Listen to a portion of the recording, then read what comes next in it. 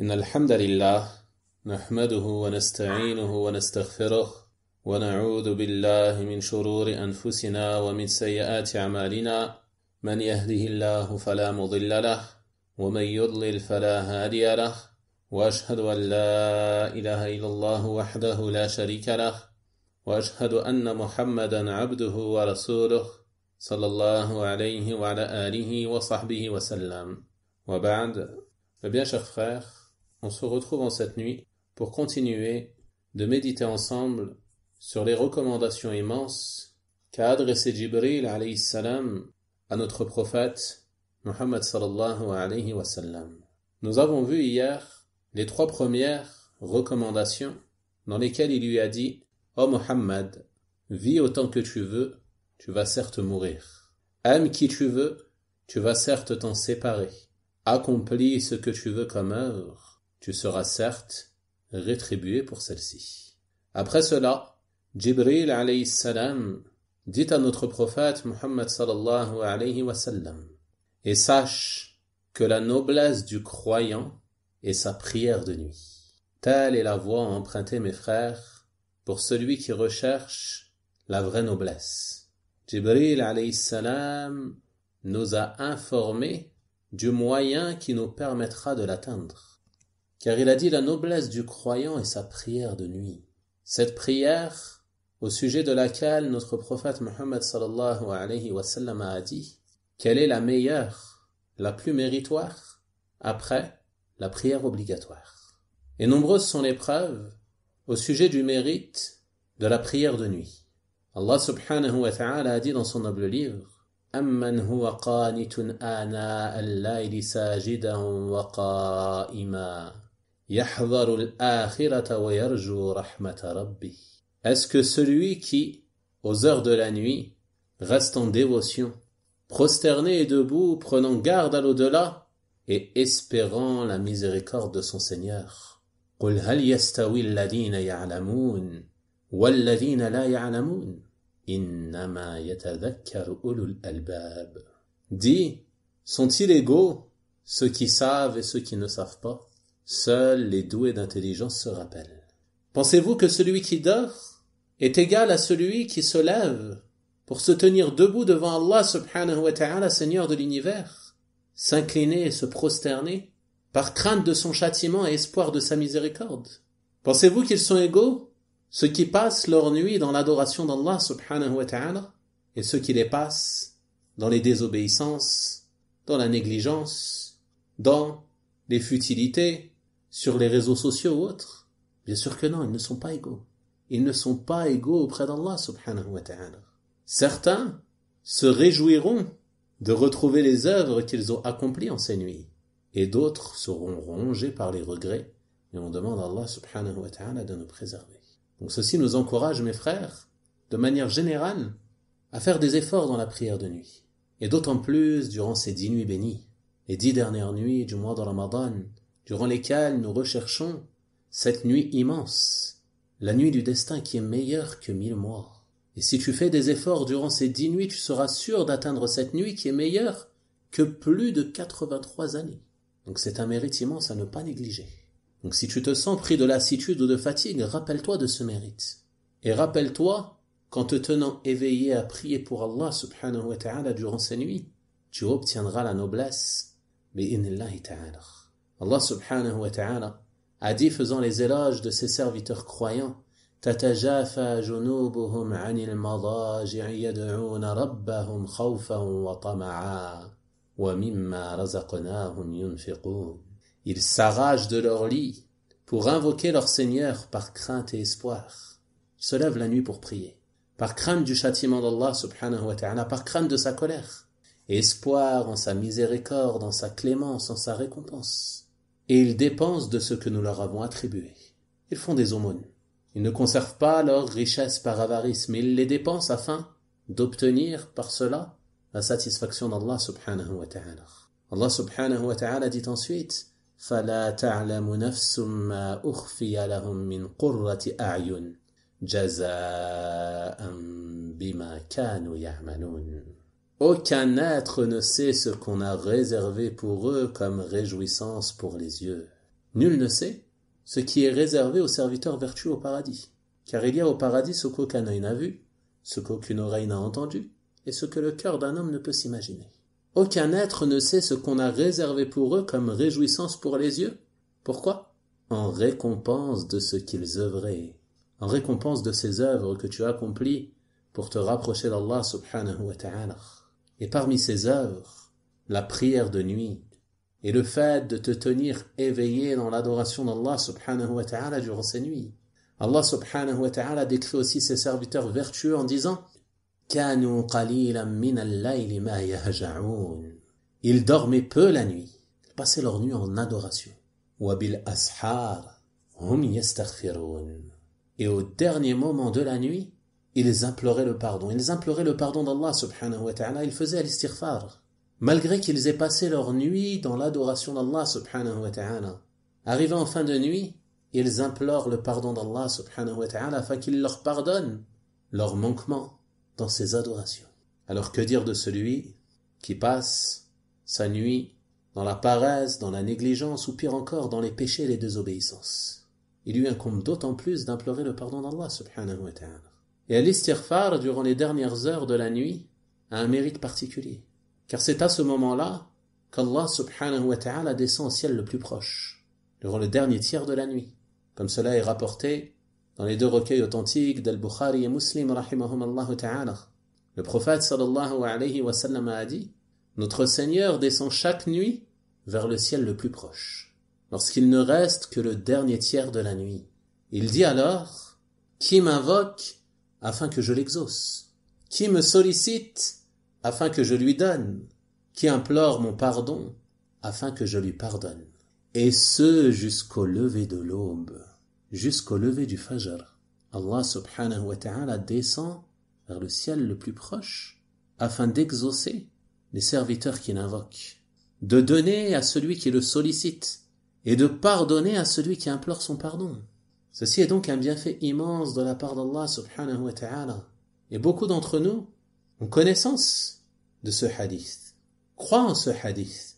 Mais combien sont ceux parmi nous qui mettent en pratique ce à quoi nous appelle ce hadith?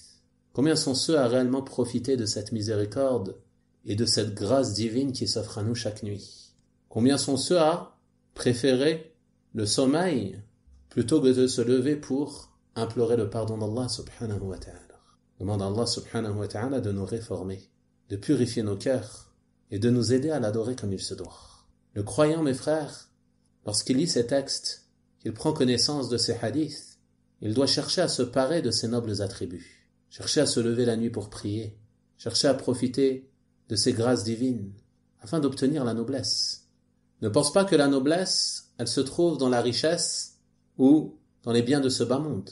La noblesse du croyant, comme l'a dit Jibril alayhi salam, elle se trouve dans sa prière de nuit. Cette prière de nuit qui a de nombreux mérites. Cette prière de nuit qui est une lumière sur le visage des croyants. Et celui à qui Allah subhanahu wa ta'ala a facilité ce bien, celui qui arrive à mettre en pratique cela, se lever la nuit pour prier, il doit faire profiter de ce bien à sa famille. Il ne lui convient pas de restreindre ce bien à sa propre personne, mais il lui convient plutôt d'encourager sa famille, d'encourager son épouse, d'encourager ses enfants, à profiter de ce bien, à profiter de ces moments méritoires. Allah subhanahu wa ta'ala nous dit dans son noble livre « Wa'mur ahlaka bis-salah wastabir alayha » et commande à ta famille la prière et fais-la avec persévérance. C'est ainsi que doit se comporter le croyant. Il commande le bien à sa famille, il les oriente vers ce qui est profitable pour eux, il ne les délaisse pas, il les oriente, il leur enseigne le bien, et il les encourage à son accomplissement. Malheureusement aujourd'hui, nombre de nos frères et sœurs sont très négligents à ce sujet. Combien d'enfants, garçons et filles, atteignent l'âge de 7 ans, 8 ans, 9 ans ou plus encore, sans ne rien connaître des règles de la prière, sans même savoir faire les ablutions. Des enfants abandonnés comme du bétail, abandonnés par leurs parents, qui ont ainsi transgressé l'ordre du prophète sallallahu alayhi wa sallam qui a dit « Ordonnez à vos enfants la prière lorsqu'ils ont 7 ans ». Qu'est-ce que cela signifie ordonner à vos enfants la prière lorsqu'ils ont 7 ans? Cela signifie enseignez-leur la prière, apprenez-leur à faire les ablutions, apprenez-leur les règles de cette prière, Montrez-leur comment prier. Et lorsque vient l'heure de chaque prière, faites-les prier. Ne les laissez pas livrer à eux-mêmes. Comment veux-tu qu'en grandissant ce soit un serviteur vertueux si lorsqu'il est enfant, tu l'abandonnes comme du bétail et tu le laisses, du matin au soir, œuvrer dans des choses qui ne lui seront d'aucun profit ni ici-bas ni dans l'au-delà. Donc ça, c'est un rappel pour tout responsable de famille, tout père de famille, toute mère de famille. Sachez que vous êtes responsable de vos enfants et que vous serez interrogé devant Allah subhanahu wa ta'ala à ce sujet. Chaque père, chaque mère sera interrogé au sujet de l'éducation de ses enfants.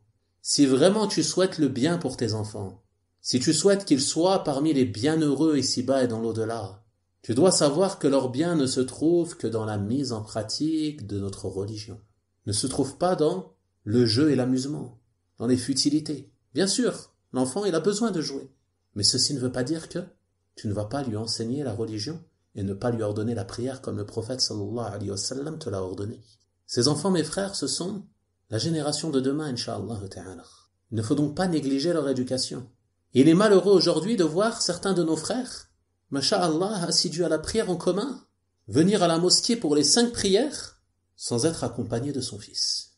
Il se peut même parfois que certains viennent à la mosquée sans que les autres fidèles ne sachent qu'il a un fils. Où est son fils? Il est en train d'errer dans les rues, wallah al-musta'an, en train de faire des choses futiles ou peut-être même pire encore, des péchés et des désobéissances. Et de la même manière, il est bien triste qu'une mère de famille se lève le matin assidûment pour accomplir sa prière, faire ses ablutions, prier le fajr en son temps et se recoucher sans lever ses enfants, pensant que ceci est une forme de clémence ou de miséricorde envers eux, wallah al-musta'an. Et ceci en réalité c'est une trahison envers tes enfants. De ne pas leur ordonner le bien, de ne pas les habituer au bien, de ne pas les habituer à l'adoration d'Allah subhanahu wa ta'ala. La noblesse du croyant se trouve dans la prière de nuit. Si tu veux le bien pour tes enfants, fais-leur profiter de ces actes méritoires. Et ne les prive pas de ce bien dans leur jeunesse, dans les meilleures années de leur vie. Habitue-les à ce bien, afin que ils s'y accoutument et que ceci devienne pour eux une habitude lorsqu'ils grandiront, incha'Allah ta'ala. Donc ceci était une petite parenthèse à ce sujet d'une grande importance. Car malheureusement, nombreux sont les parents qui n'ont pas conscience de leur responsabilité à ce sujet.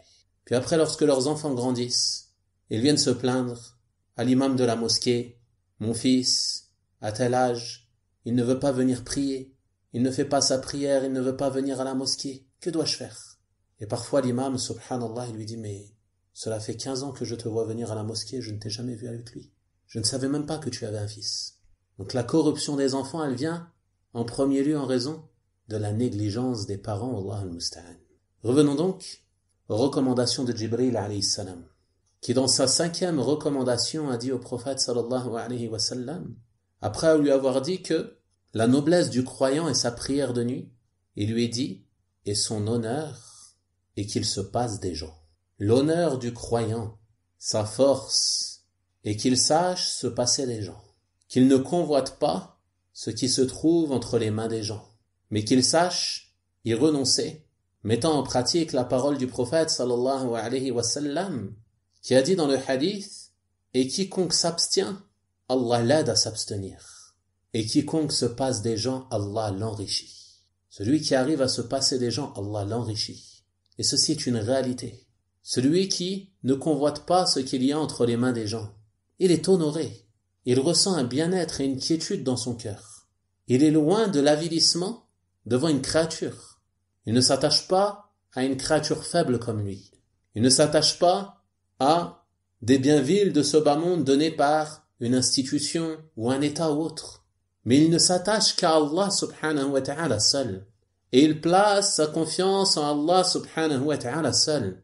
وَمَن يَتَوَكَّلْ عَلَى اللَّهِ فَهُوَ حَسْبُهُ. Et quiconque place sa confiance en Allah, Allah lui suffit. أَلَيْسَ اللَّهُ بِكَافٍ عَبْدَهُ. Allah ne suffit-il pas à son serviteur? Il est rapporté dans le Musnad de l'imam Ahmad rahimahullah ta'ala que le prophète sallallahu alayhi wa sallam a un jour dit à ses compagnons, celui qui me garantit une chose, je lui garantis le paradis. Et les compagnons radiyallahu ta'ala anhum, ils étaient désireux d'obtenir le paradis. Donc Thawban radiyallahu anhu a dit moi au messager d'Allah. Il s'est empressé. Il désirait le bien. Il a pris connaissance qu'il y avait une chose qui pourrait lui permettre d'entrer au paradis. Alors il s'est empressé de chercher à savoir quelle est cette chose, quel est ce bien.